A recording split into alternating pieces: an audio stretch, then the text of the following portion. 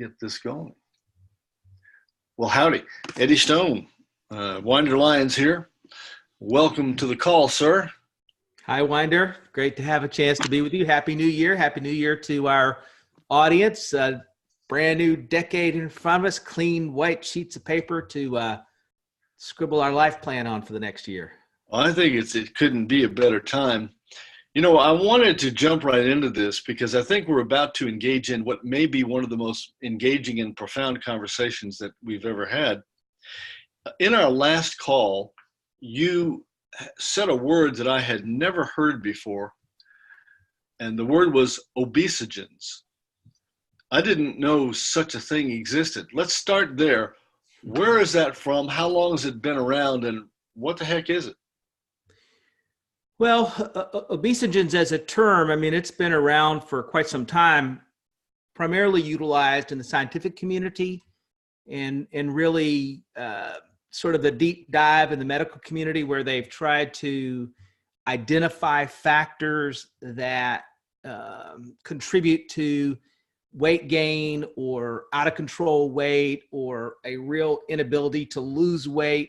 Really just in this sort of classification where we're trying to discuss the fact that as a nation, we're heavy. In the developed parts of the world, we're heavy. We're heavier than we should be, even though we're probably more knowledgeable than we've ever been about the role of food, types of foods, calories, role of exercise, sleep, managing stress. And so we got this awareness, maybe more so than we've ever had.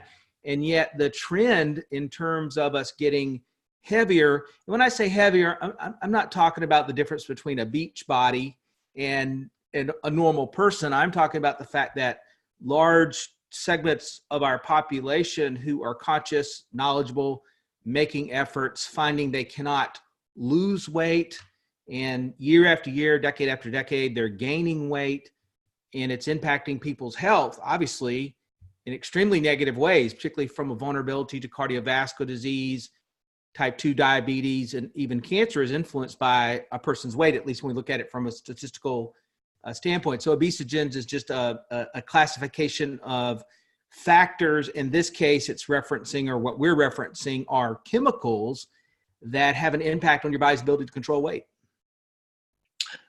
I've heard it speculated that and maybe you have the statistics about this, but as of right now, about 50% of our population is obese, or is it that much?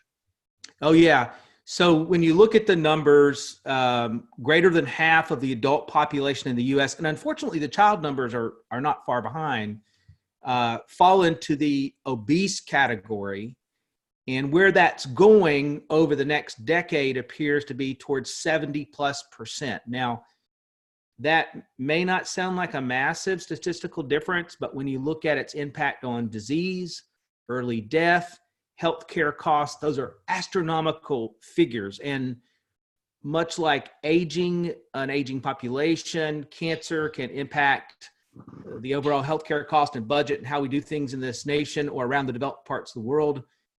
Obesity has that same impact. I mean, it is massive. And so even small percentage changes can make a big difference. And then maybe more concerning is inside of saying the word that people are obese.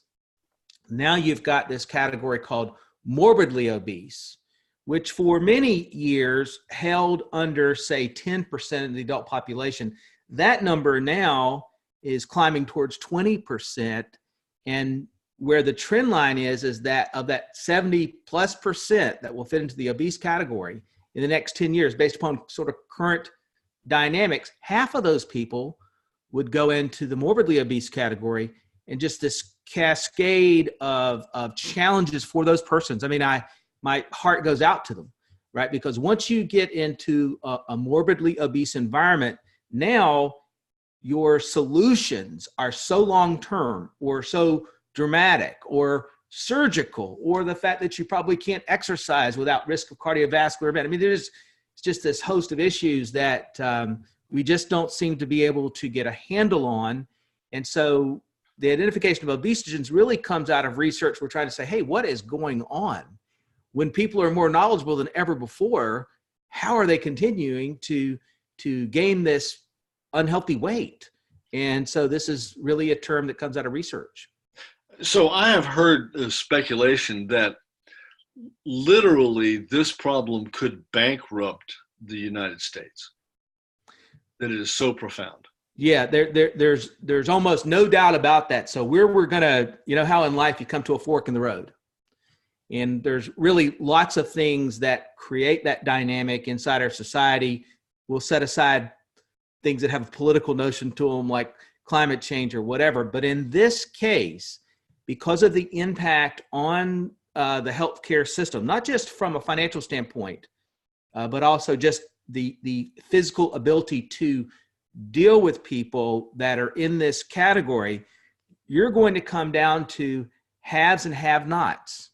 Those that are fortunate enough to live in places that can provide healthcare, managed care for people in this category, those that live in locations that cannot, either because of geography or financial. And so you're going to have people that literally die and waste away because there was just no health care available for whatever reason. And for somebody listening that says, oh, that's too dire, it's not too dire. You need to get your head out of the sand and look at the facts of where we're going from a society standpoint, taking into account demographics, healthcare costs, and other things. This is a critical thing that we face. I was on the phone with a team member the other day, and she is obese. And she told me a story. She's writing it up, and this is going to be something that we're going to leverage. But she was on a program, and her MD had her doing a food journal where she wrote down everything she ate, everything that went in her mouth, she wrote down. Now, that's a shocking thing. For someone who's never done that, it will surprise you. Oh, yes. It's a really interesting exercise. And she was going to the gym and working out for 2 hours every day, an hour twice a day at the gym. And her doctor, her MD, refused to believe that what was on her list was what she was eating. He thought she was lying. She wasn't. And she could not lose an ounce, not one. Now, when you mentioned the fact that there is this real issue with plastics and these microfibers, and that style of obesogen can prevent fat loss, that really got my attention. I'd never heard that before, and she really got excited by that notion. So she bought some of the zeolites, both versions, which is where I want to go with this now. How do, first of all, let's talk a little bit about the microplastics. They must have a positive charge, so the zeolites will remove them. And how does that fit? And which of our products should be used in that situation? And how does somebody do that? What quantities and so on and so forth? Okay, so if I can, let me just back up a little bit and give everything context here, right? Since not everyone will know about your friend's story. So here's sort of first thing to consider. And what you're referring to is the fact that we had a blog article, I believe 2 weeks ago maybe, that talked about the fact that it's raining plastics. And so now, for example, for us, when we test soil, in an environment where we're going to be buying a crop or something like that, we're not just testing for herbicides, pesticides, fungicides, basically synthetic petroleum-based chemicals and the like. We also now have to account for microfiber plastics. They are in the soil, and the way a plant would deal with them is that it gets taken up into the root system and essentially occupies space. So it's there. Then even if you're eating the organic broccoli from the store, it's still got some microplastics in there. So it's how do you get it out? This is an issue. Well, let's get there. But first, let's let people know what happens is this category of chemicals called obesogens, which has sort of several primary things, can slow your metabolism. So it's disruptive in metabolic function. So your friend going to the gym twice a day is counting on two things with that effort. One is that the metabolism will increase, so metabolize fat, calories more efficiently and more throughout the day. As we get older, metabolism can slow down. And two, literally burning calories, right? That's kind of part of it. But the problem is that Obesogens, these types of chemicals, these forever chemicals, which means they have a half-life greater than our life through multiple generations, can slow metabolism. Number two, they disrupt the function of hormones and nerve signals in the brain so that when you eat, you don't satisfy yourself in a way that you should. So satiation, right, where you're feeling full, that whole process is slowed. So you continue to eat even when you're not hungry because you essentially can't really satisfy yourself because the brain is missing the signal because of this disruption that's taking place. Number three, they generally cause, from a behavioral standpoint, people to crave unhealthy foods. Now think about this combination of factors. The metabolism's slow. People aren't getting the signal that they're full. And so they're craving unhealthy foods on top of that, which we know are cheap calories and lots of them, right? Think of junk food, ultra-processed foods, things of that kind. And then, and finally, and this is also concerning, particularly as we get into morbidly obese, it can increase the production and the size of fat cells. So talk about a sort of this perfect negative storm that people are facing. And so we're talking about these types of chemicals that come from BPA and BPS plastics. So that can be anything from a simple water bottle, which people would know about, but it could also be the lining of a can of food or other places. It's phthalates. And so phthalates are things that you find in some cosmetics, vinyl flooring, all types of food packaging, flame retardants. You know, we have flame retardants all through our life and our society, and for positive reasons, but people don't really think much about the fact that flame retardants can also have this downstream impact on the body. For people that fly on airplanes, I've got several million miles across several airlines. I probably can't be burned, right? Can't burn me at the stake. I've got so many of these flame retardants in me. And then there's things like PFOAs, PFOSs. Now, that's a whole interesting subject matter. It fits into this category. There's a recent movie called Dark Waters that's just come out, a big Hollywood production with Mark Ruffalo, that tells the story of The Devil We Know, which is a documentary which tells the story of a long article piece on the impact of Teflon, fluorine chemicals found in Teflon, particularly a fluorine called C8.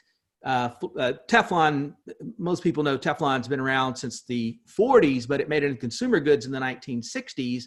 And, you know, cookware and cookware is a place where people are exposed to it, but they don't realize all the industrial applications where Teflon is. And unfortunately, the chemicals in there, the fluorines that really give it the quality of non-stick, once they get in your body, it wreaks havoc and disrupts, can cause birth defects, cholesterol to spike, just a host of diseases, including cancer.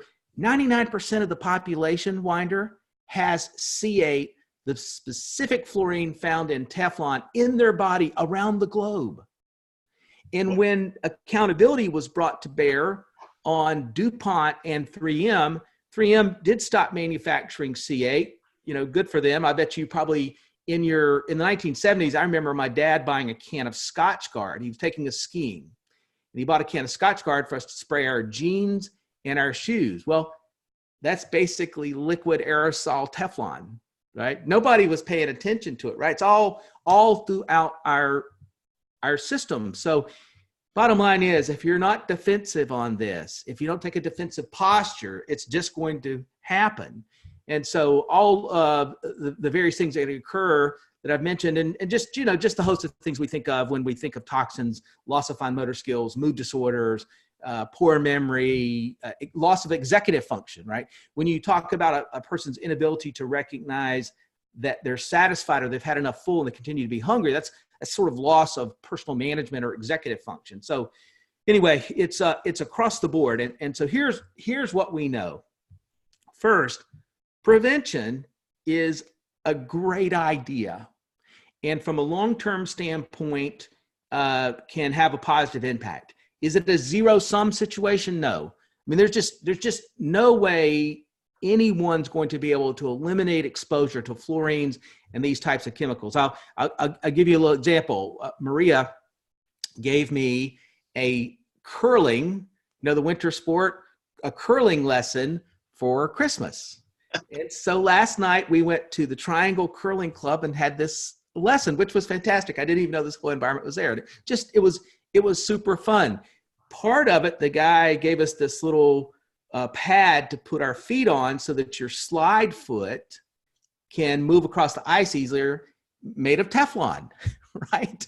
It's just everywhere. And I sort of laugh about it because I'm not sure how else to handle it because it's so disturbing. It's just in every aspect of our life. Bottom line, though, is if you have Teflon cookware, get rid of it. Just get rid of it as much as possible. Don't buy cans of flame retardant material to use in your home. Your odds of probably dealing with a fire are far less than developing cancer from these types of chemicals. So number one, being conscious of the quality of air, the quality of water, the quality of food, and your home environment is important because in this situation, what we're trying to do is limit our exposure as much as possible. We're not going to be able to get rid of the exposure, right? I'm still going to get on airplanes and they're still treated with these materials, but day in and day out, I can try to do what I can to manage that exposure. A clean lifestyle. What I mean by that is individuals that are conscious of the quality of the water that they drink, trying to manage the stress in their life and the sleep. The reason those things are important is they support your immune function. They improve the efficiency of your immune function. And a part of your body's immune function is managing toxins, right? So again, not a zero-sum game. Can't solve all the problems of this by having a clean lifestyle. But again, in total, right? Clean environment, clean lifestyle begins to make a difference. Healthy eating, right? So avoiding these ultra-processed foods. When someone has their food handed to them in a styrofoam container, it's not great because there's leaching that takes place in their PFASs in that styrofoam container. So bottom line is, now we're not all able to avoid packaged food 100% of the time, but man, every bit you can makes a difference. And teaching the generation behind us to be conscious of this is just critically important. So there's lifestyle, there's food habits that can make a difference, and then the types of food. So we know that green leafy vegetables, cruciferous vegetables, aid and help and encourage the body in its natural detoxification processes. Even exercise can have an impact in this regard because it's heavy breathing, sweating, things of this kind that help you get rid of toxins. So your lifestyle. Our product, Super Green Juice, is a important ally, an important asset in that kind of battle with these issues because for most people, they just don't eat enough deep green leafy vegetables. They don't like them. They don't like to fix them. They don't like to go and buy them and chop them and prep them and everything else in between. Same reason that people like the idea of juicers, but they don't juice because there's just a lot going on. So that's a great aid. And then there's the impact of zeolites in several ways. Some of these chemicals that I'm describing do in fact have a positive charge. So in that regard, they're like heavy metals, arsenic, mercury, lead, cadmium, chromium, all these kinds of things. And so there are some aspects of those chemicals that have positive charges. And of course, now we've got a chance where there's the ion exchange that get trapped inside. There's the zeta effect where that charge leaps to the outer portion of the zeolite. And so like the snowball effect, it gathers and then is dispensed out of your body. So there's that part of the process, but also zeolites encourage additional detoxification as it's, for example, Pure Body Extra, that miracle nano-sized mineral, as it's performing and doing its work in the cell, not only is its impact on what it does itself, right? Ion exchange, zeta effect, the outside where it's gathering up those toxins to carry them out. It's a sweeping effect. Just like when a snowball rolls down the hill, it isn't just the snow that gathers on the snowball. There is an effect that falls behind it, almost like you might think of the wake on a boat. And so it's all part of a collective process that can make a difference. And you didn't quite finish your story about that your person was going to write up their story, but I'm guessing you're about to say they've had some success with weight loss once they started on the zeolites. That's what happens when people begin to clean up. They find it easier. Again, it might not be that they're trying to get back to a beach body. They're just trying to get back to a level of weight that's manageable and allows them to be healthy from a cardiovascular and a cancer risk standpoint. And so those are the sort of the general ways that this is impacted. So a couple points back to the where we were with the soil and selecting our growers and so on and so forth. And if there are microplastics in the soil, is there any way to get that out? Maybe growing hemp. I know hemp pulls toxins out of soil. Would that work to clean the soils, or what? How does that help, or what do we do? There are practices that farmers can engage in to improve the health, the health dynamics of their soil, increase the microorganism count and things of that kind.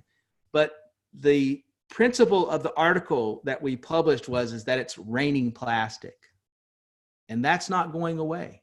No, forever chemicals. That's right. If you're out there and it's snowing and there's an accumulation on your driveway and you shovel your driveway, but it's still snowing, in a few hours from now, there's going to be more accumulation.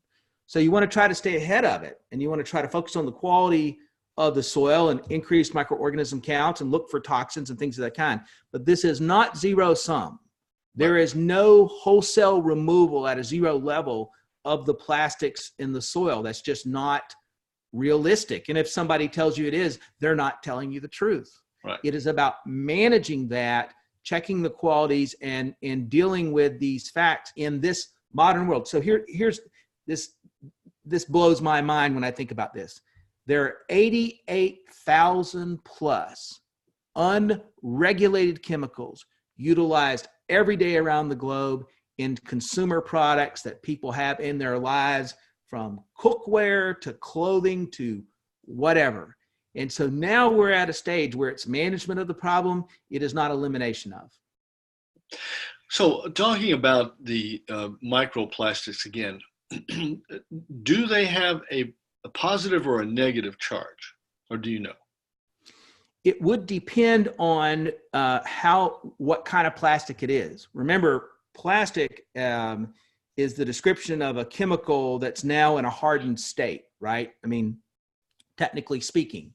And it would depend on whether it's a type of plastic that's malleable. So think of something like vinyl that's pliable and can be bent, or you can have plastics that are hardened and maybe every bit as hard as, say, a stock of aluminum. And so it depends on their chemical structure and other things. Some of those plastics would have a positive charge, but many will not. And so it's going to be the sweeping impact, the greens, that's going to cause the reduction level in the body and help with the endocrine disruption and other things taking place. Are there any specifically known microplastics or other obesogens that actually prevent the fat reduction in your body? Have those been identified?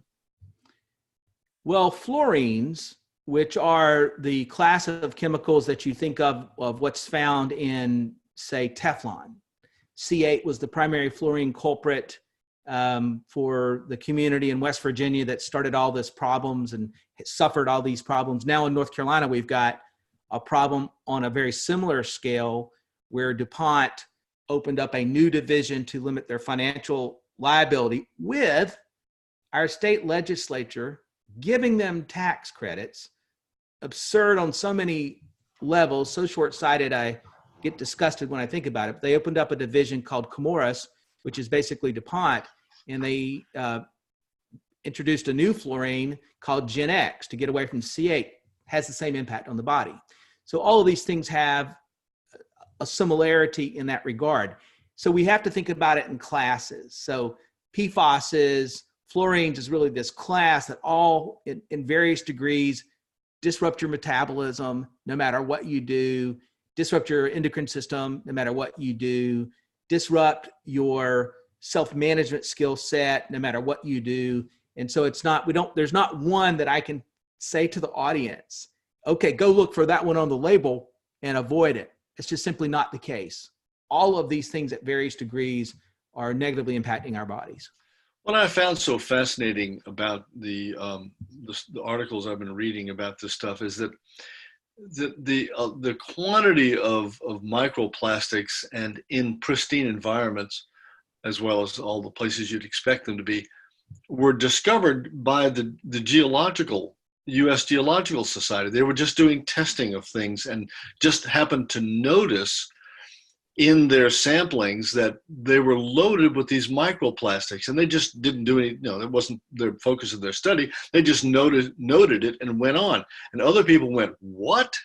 Wait, stop. This is not okay.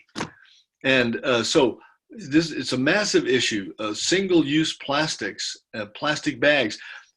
You can get these fibers in your body from receipts at stores. Someone hands you a receipt, and man, I want to have gloves on when I get a receipt now. Remember receipts back in the day when it wasn't ink printed, that it was a little bit of heat that caused the notation and lettering on the paper.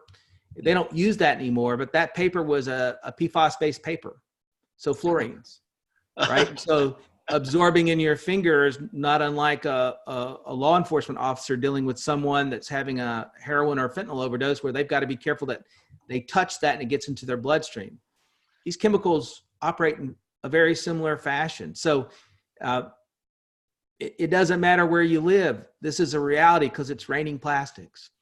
Well, these things, the Pure Body Regular and the Pure Body Extra Strength, are, to me anyway, the least expensive form of health insurance that I know about, because as we have discussed in numerous conversations before, zeolites are a wonder of nature. This particular version, because it's just sops up everything that's not supposed to be there, and then now you're saying there's another process of encouraging what else is there to leave along with it. That's worth its weight in gold. Yeah, when I say that, one thing people could get a visual of is think if you had a broom that was magnetized. Oh, that's right. good. It's going to sweep some other things with it, right? It isn't just going to be the things that it was attracted to. And so for me, the zeolite products, Pure Body Extra, they are my first line of defense. They're what I encourage my family and loved ones, anybody that gets near me. I do have a commercial interest in it, but I know this space. I know it as well as anybody walking. I know the competition for the quality, for the price, for the efficacy. There's nothing else out there. The synthetic products do not have the same capacity from an ion exchange standpoint. It's just a reality, right? They can deny the reality. It's just a reality. And so to me, it starts there. Then it goes to diet and green leafy vegetables and clean lifestyle habits and clean environment. But it's a process that begins for me with the zeolites. How much of the Pure Body do you personally take, and how much of the Extra Strength do you personally take every day? I follow them both by the label. When I'm home, I don't think too much about going beyond that. When I'm traveling, I think about it a little more. So I'll up a dose here and there. Cough and cold and flu season, I'm leery of people. I'm leery of the gym and other places and the germs they carry. So I'll be a little more focused on it. But it's a strong supply as described on the label per serving. Yeah. Well, what a fascinating thing. So I think I would like to encourage everybody who listens to this to do before and after photos, keep a journal, a food journal, and just a journey journal, and let us know how you fare with this, because I think what we have stumbled onto here is something that is going to be potentially life-changing for thousands and hopefully millions of people. And maybe we can reverse this trend toward, bankrupting the country and filling all of our care facilities with obese people who don't want to be. Now, this friend of mine who started this program the other day said, she is very unhappy with all that extra weight. She knows the impact it's having on her physically, emotionally, mentally, spiritually, etc. And she wishes it weren't so. And now, for the first time, she has hope that, because nobody knew, no one could tell her why she was doing what she was. They all thought, you calories in, calories out, and exercise. I mean, that's, you're not telling the truth because we know this works. Well, it didn't. And now we have the tool to shift the goalpost in this game and allow people something that they've never had before, which is a chance, an opportunity to be different. My comments to her were, look, when you're looking at yourself, the truth of you, there's nothing you can add that's going to make you any more perfect than you already are, because you're already there. The thing is, once you get to that place and then you look at the exterior, if you're not liking what you're seeing, well, then you can really do something about it. And that's where she is. And it's a very thrilling and exciting place to be. And I'm quite hopeful that this is contagion of a positive sort will spread to very many people very quickly, so that we can really shift things. Well, I'll look forward to reading her story and understanding more about her success, because if she's doing all those things and now she's paying attention to this issue, she's going to have success. How much success can't be really said, but she's going to have success, and that's exciting to be a part of that. Eddie Stone, brilliant conversation, my friend. Thank you.